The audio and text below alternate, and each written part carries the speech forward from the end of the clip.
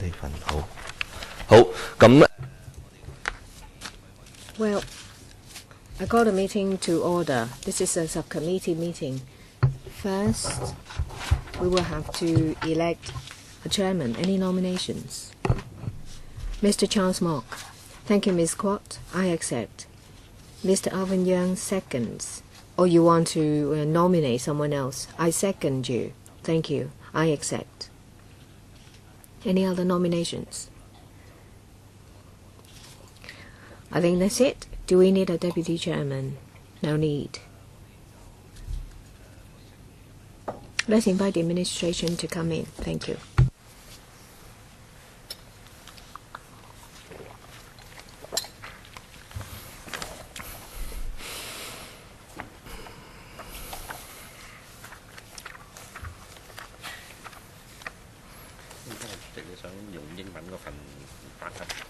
我冇所謂，我冇英文嗰份喎，我淨係得中文嗰份。我全部睇晒。我冇乜所謂。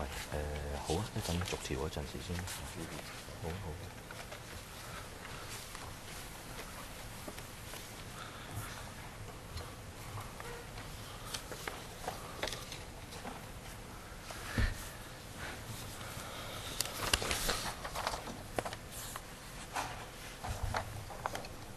好，咁我哋歡迎。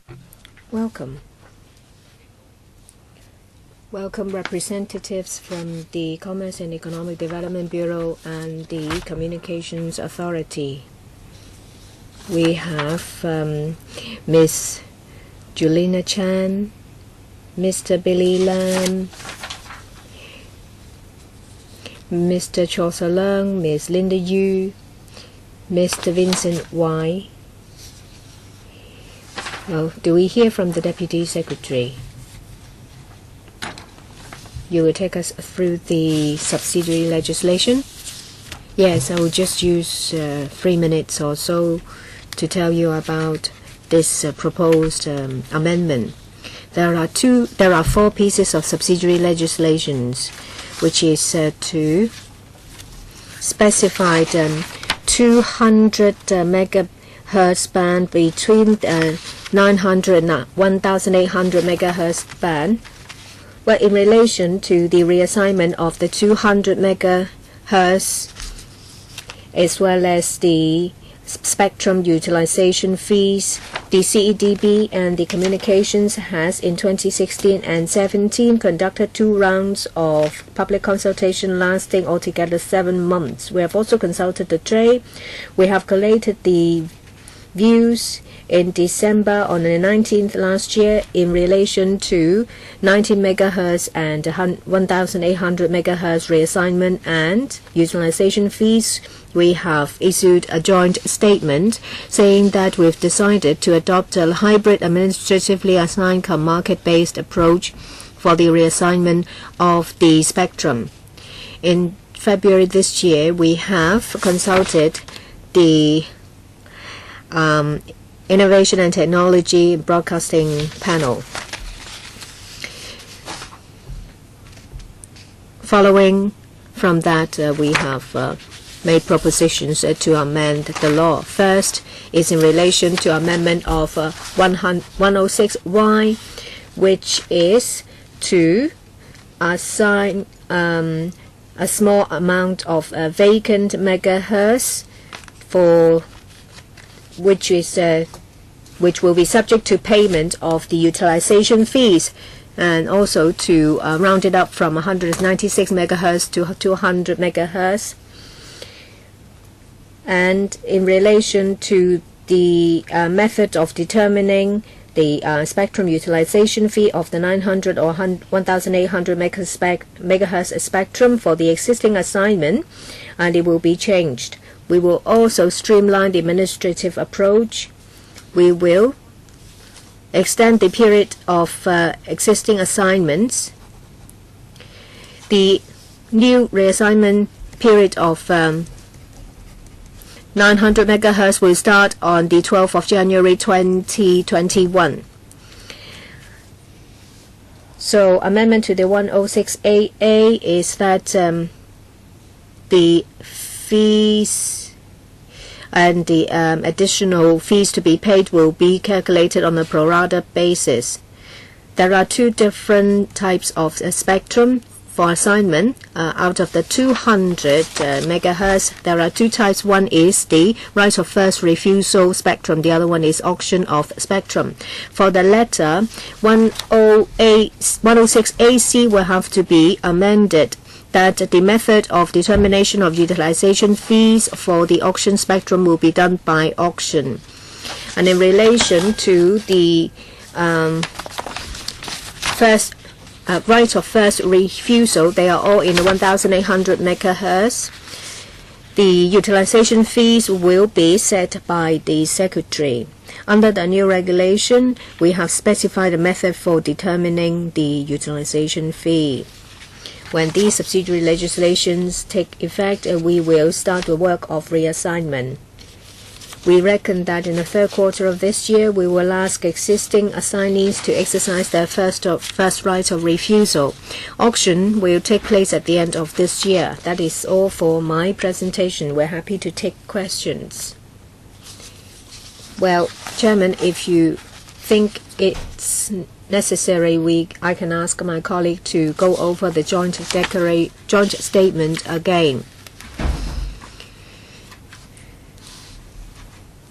so that you know about the details. But there aren't many members in this subcommittee. Well, if Mr. Yang leaves us, then we won't have a quorum. I think it's just the case that some members have questions to ask. I think the subsidiary legislation amendments themselves are very simple. We can just get them over and done with. Mr. Yang, would you like to start? I would like to know whether there is a case in court involving a telecommunication operator trying to challenge the decision of the administration. If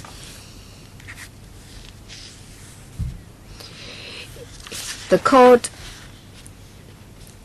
awards the case to the telecommunication company, what will happen? The judicial review is in progress. Well, the question asked is as speculation. Well, before there are any directions from the court, we will continue with our work. Mr. Young may ask a follow-up question.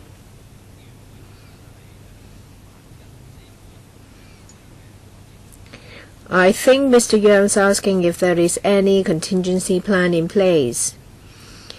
It may be speculation, but there are two outcomes only.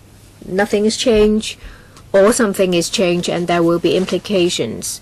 I think Mr. Young would like to know whether you have done any assessment of the possible implications. You can still go ahead with your policy, but if there is an implication, what will it be? The court has not dealt with the judicial review case yet. We don't know the ruling of the court. At this stage, we don't want to speculate. We will just work in accordance with our timetable and plan. That means you are not going to take into account the court case unless a decision is made by the court that will change their line of thinking. I think that's what more or less the administration has said. I think so. Well, the question has been asked, and I think you will not get an answer. Do you know when you will get judgment from the court? Say, well, you plan to go ahead at the end of the year with the auction. So if there is a ruling of the court, will that be affected? Or you think that it will be afterwards?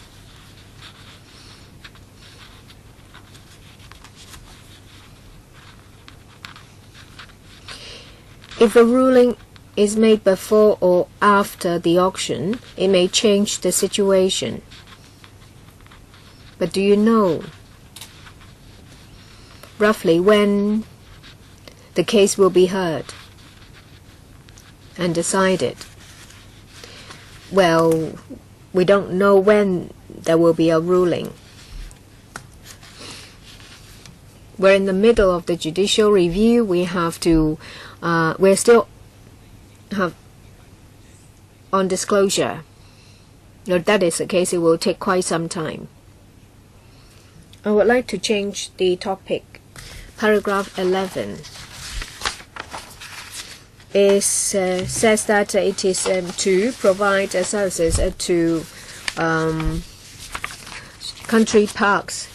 And it says that, well, there will be spaces set in the country park in relation to provision of services in country parks and remote areas. Well, in other country parks or remote areas, would there be a similar arrangement put in place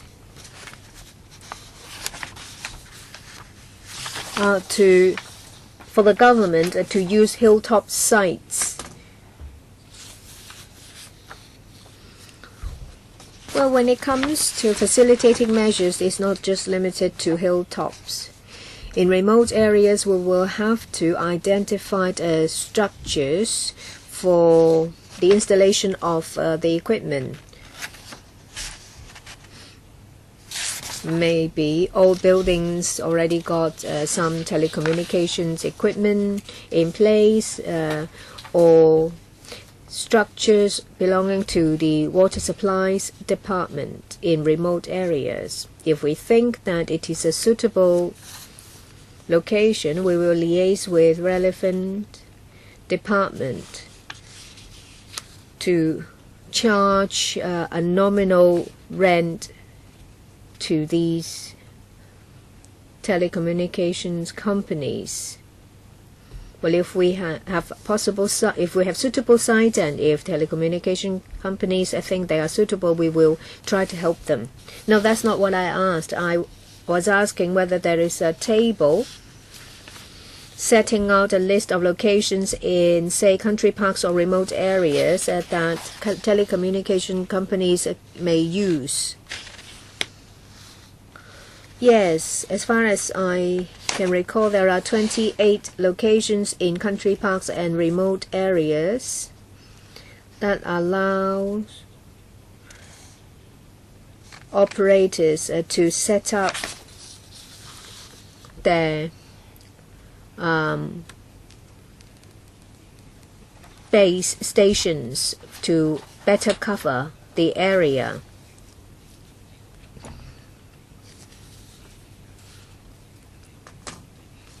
Perhaps Mr. Young is aware of lack of coverage in remote villages or some sections of a hiking trail.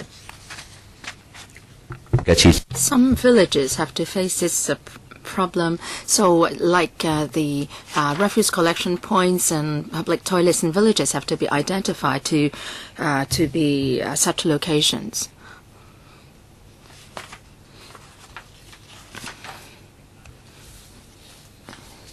Well, more sites should be added to this list. You talk about 28, but then compared to the whole of Hong Kong, I mean, this is a small number. Well, can I follow up? 28. Are they already in use? Well, usable sites exceed 28 in number, of course, but there are two conditions to be met. For example, the MNO has to make the request. And then second, if the MNO has made such a request, we have to resolve some rental issues. So when these conditions are met, then base stations can be built. But in the course of this, we have to resolve certain issues like making sure that there is connectivity in terms of electricity and fiber network, etc. So that's why that there is a time gap. Any further questions, Mr. Yang? Well, not for the time being. I have several questions myself. First, for this spectrum, 900 and 1800 megahertz band. We used to call it 2G band. I believe that when MNOs got this band, they are not using them for providing 2G service. I think this is a factual technical issue.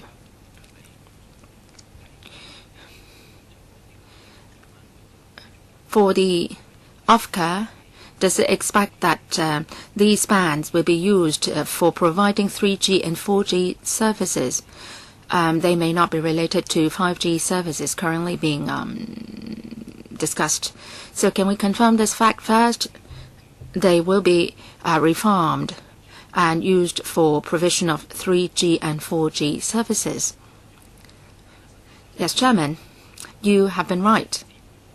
In assigning the bands back then, they were used for 2G services, so we used to call them 2G bands. But as technology develops and MNOs would like to provide better services, so they are now using these bands for 3G and 4G users, taking advantage of our technology neutral stance. And most of the bands are now being used for 3G and 4G services, and only a very small portion is used for 2G services.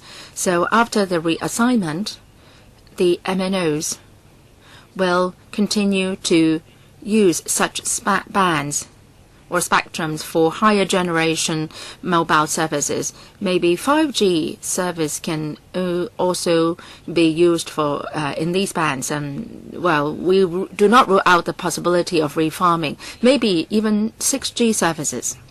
Some operators have told us this. Do you have some requirements on the band to be kept for providing 2G? No, there is no mandatory requirement. Our decision is that we will add in a clause, and that is if they decide not to provide 2G services, then approval from the CA has to be granted. And we hope that the 2G clients can be given appropriate arrangement, then that 2G services can be upgraded to 3G services so that they will not be seeing their 2G services suspended all of a sudden. So we are taking the consumer's perspective when we have that requirement. I think this is a reasonable approach. For some places around the world, 2G services have already been retired. But have any operators come forth to make such an application? No, not for the time being. So for every operator, they are still providing 2G services. Yes, all of them are still doing so. Yes, so that's clarified. Well, I hope that you can be flexible going forward. Another technical question. For the four pieces of subsidiary legislation, and that is the Telecommunications Level of Spectrum Utilization Fees, a Second Generation Mobile Services Amendment Regulation 2018. So is it for some historical reason the term second generation mobile services is still in the name of the legislation? Is there a need? Will you continue to do so, to keep that name in the title of the legislation? As you explained, the spans will no longer be used for 2G services in the future. Thank you, Chairman, for your question. You made a valid point. When we reassign the bands or the spectrum, they were meant for 2G second generation mobile services, but now it's not the case. Well, some services are still 2G, but others not. So will the term remain here forever? For the spectrum assignment, the assignment period was different. For the three different companies, they have different assignment period. So we want to facilitate our reassignment. We will extend the assignment period for two companies up to the date to the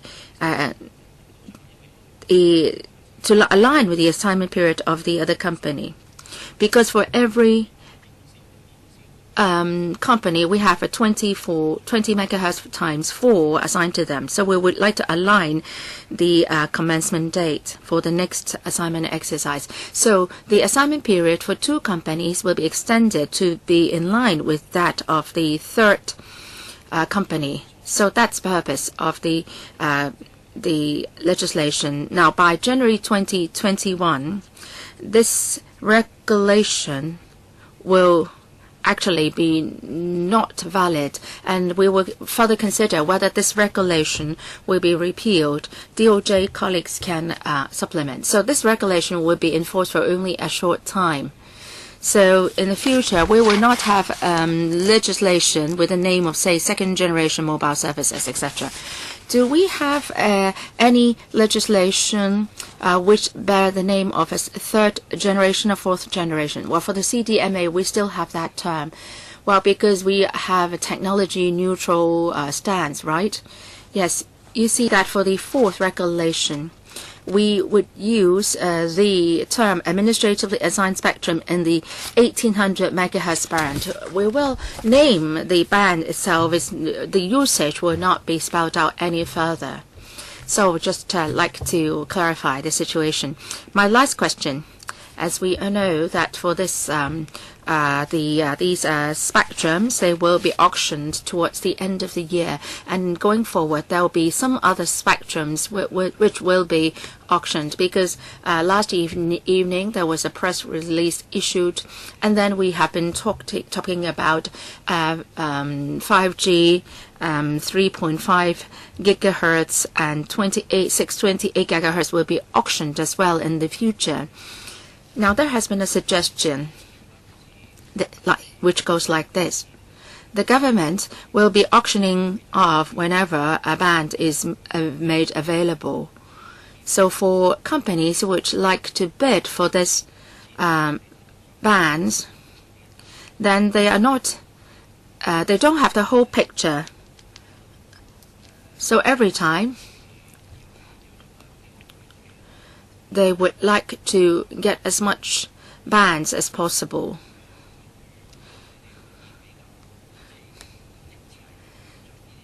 Maybe you can auction all the spectrums at one go.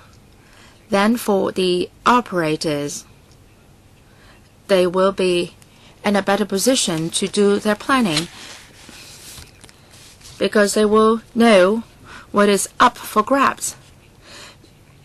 Maybe you cannot do it at one go at one time, but then if you just put up for auction bits and pieces of the bands and the spectrum, then the operators will actually jack up the prices in the bidding process.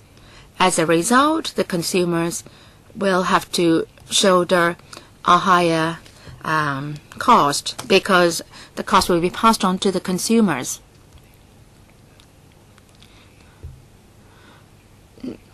Now, I will not ask you to hold this current exercise you have planned, but in the future, can you draw up a plan whereby the timing of the auctioning of the different spectrums can be done better, so that what I mentioned will not happen? Chairman, thank you for your suggestion. You have explained this yourself. The CA would like to make the best use of the bands. So whenever the spectrum is ready, then it will be put up for auction. There is merit in this, because the operators will know whether they can successfully bid for the spectrum. Maybe they cannot put the spectrum to immediate use, but at least they can get prepared, say, for what's going to happen in the next several months. If the different bands are made available at an approximate the same time, then maybe we can auction them off together. we don't rule out that possibility. But then for this time round, for 900 and 1800 megahertz band, we have a 200 megahertz. So it's 36% out of the total of 552 megahertz. It's quite an amount. So once that is ready, we should proceed immediately with the reassignment exercise. Now for the 5G spectrum in the future, they will be quite big in amount. So we may be proposing an auctioning them off, but maybe we would do it in some other ways than auctioning. So that's for our future decision. So for different individual spectrums, the considerations may differ a bit. So for this time around, for the reassignment, we will not limit together with the bands that are going to be available in the next 1 or 2 years. That will only store things. But then we will not rule out the possibility that for some bands which are available in the future and they are not big in quantity, then they will be dealt with at one go and auctioned off at one time. Well, I think we can still further discuss issues relating to the spectrums, and they may not be related directly to the subsidiary legislation. And I think in next Monday in the panel we will also further discuss this. Well, don't worry, I'm not saying that we will have another meeting of this subcommittee in the next on next Monday. I think the ITPB will also discuss the issue of use of spectrum next Monday. We can further talk about policy issues next Monday. I'll see if Mr. Young has further questions. If not, then we can actually go to clause-by-clause scrutiny of the subsidiary legislation. So shall we go through the English or the Chinese version? Chinese version? Well, let's use the Chinese version. All right, let's get started. I would like to defer to my colleague, Mr. Billy Lam, to take us through the draft. Okay, it's the first one. Is LN 103 is 106Y amendment order.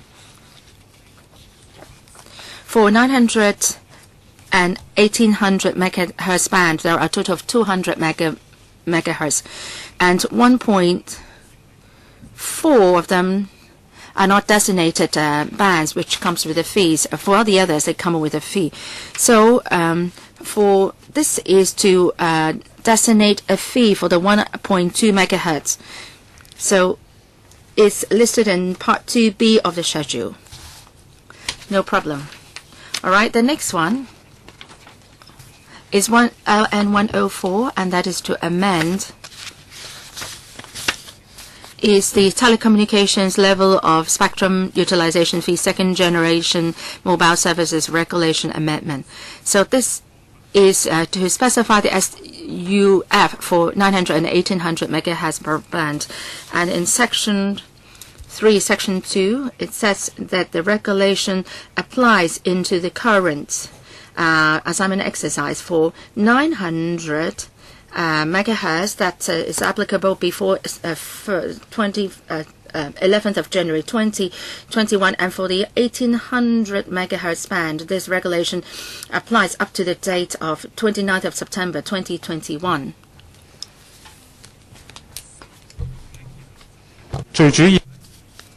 Section 4. Well, 4.1b is to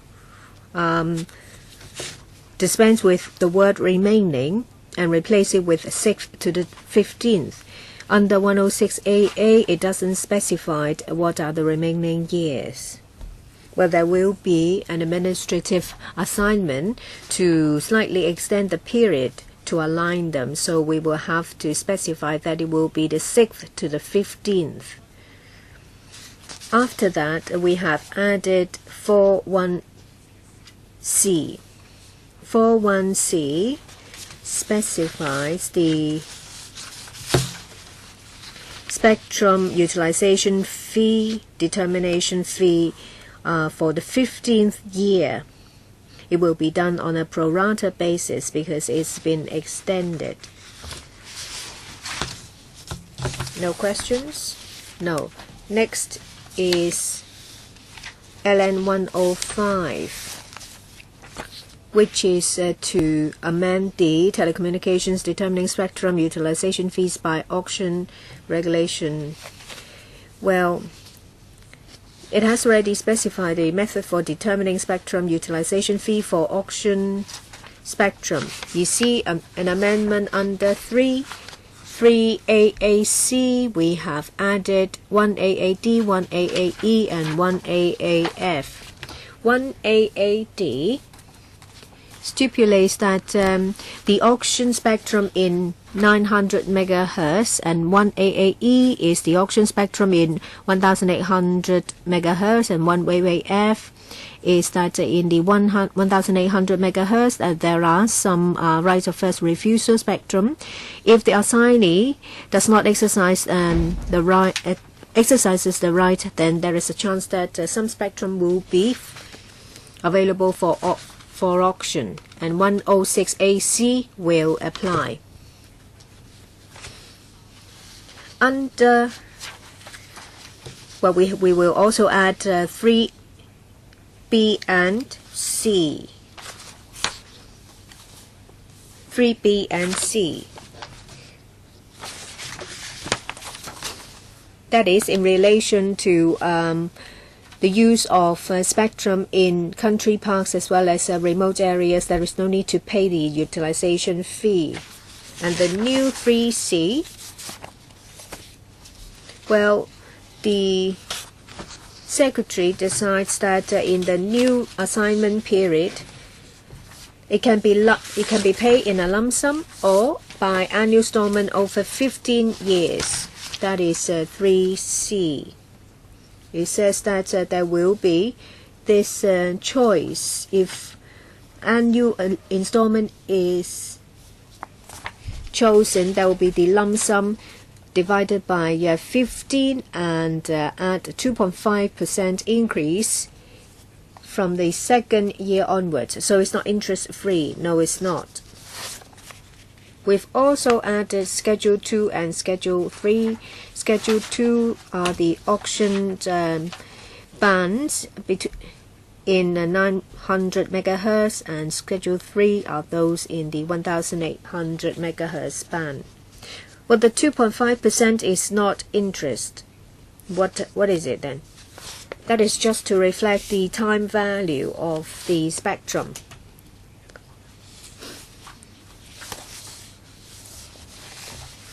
Well, spectrum has a time value that increases with time. So the later you make payment, the higher the time value is. But it's not there. If you pay a lump sum, that's right. That's fine if you don't see that as an interest. And I would also like to talk about the last one, that is the method for determining spectrum utilization fees in relation to administratively assigned spectrum. For 3, it has set out the scope of application. That is, an existing assignee will be given specified spectrum for use, and it only applies if the assignee accepts the offer. 4 determines the utilization fee. Well, for each gigahertz, it will be subject to a cap of $54,000 or the auction price. If the auction price is higher than $70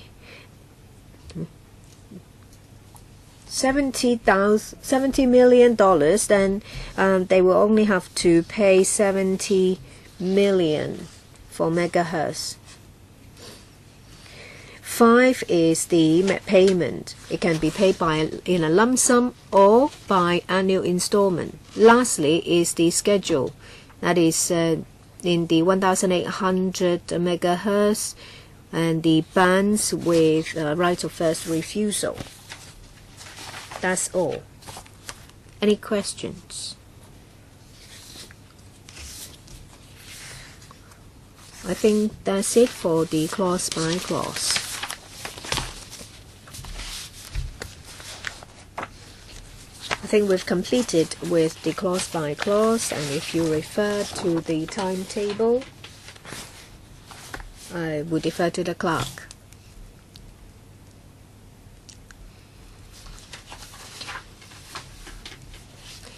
The period of scrutiny expires on the 20th of June. Deadline for giving notice for amendments is before the 12th of June. We have to report to the HC on the 29th of June. If we have sufficient time to prepare the report, we don't have sufficient time, you may need to consider whether we need an extension. With an extension, it will expire. The scrutiny period will expire on the 11th of July, and deadline for giving notice will be the 4th of July. Then we will have to make a report to the House Committee on the 29th of June instead of the 8th of June. I will ask members to consider whether they would like to extend. Well, the subsidiary legislation will come into effect on the 13th of July.